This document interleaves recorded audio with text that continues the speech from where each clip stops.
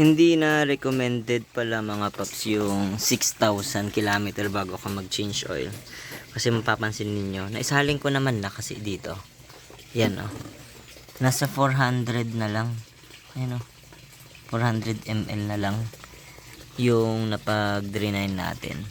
Kasi ninyo, wala na. Sagad na. Hindi ko na na-video mga paps yung pagsalin ko. Pero ito lang talaga 6,000 kilometer kasi saka ako nag-change oil.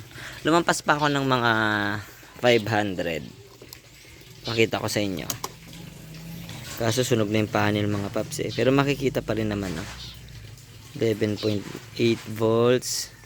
Yan makita ninyo, nakalabas pa yung oil change.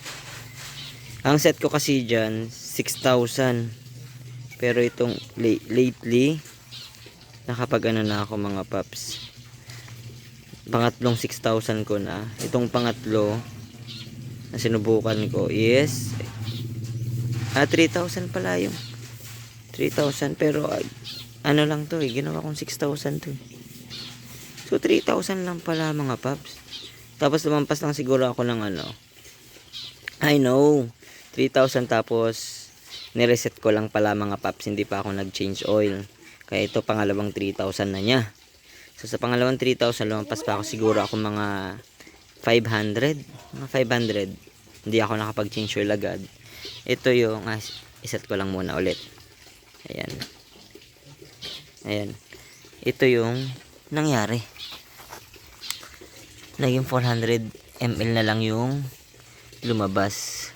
So not advisable pala mga paps kapag luma na yung motor. Ito luma na to matagal na to mga paps siguro mga 2018-19 February.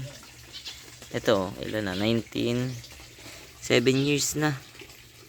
Pag luma na yung motor mga paps, hindi na advisable mag-change oil ng ganun katagal.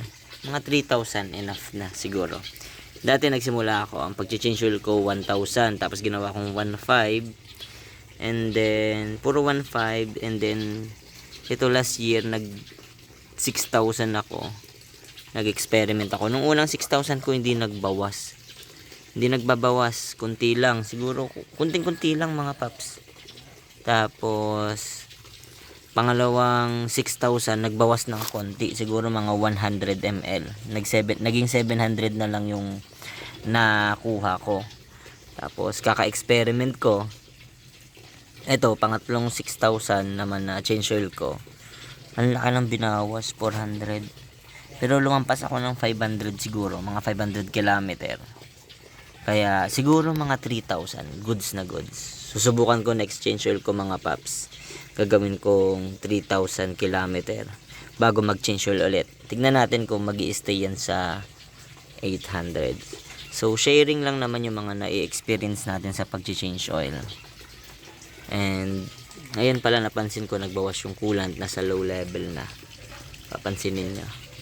So ayun lang mga paps, share lang natin yung ganong updates. Magpapalit tayo ng ito sa pag-change oil natin. And next time yung gear oil naman siguro mga paps. Untog pa ako. Ito yung gear oil, umaangat yung umaangat ito. Itong tawag dito. Itong hose dito. Dapat lagi nasa loob ito mga tiyan.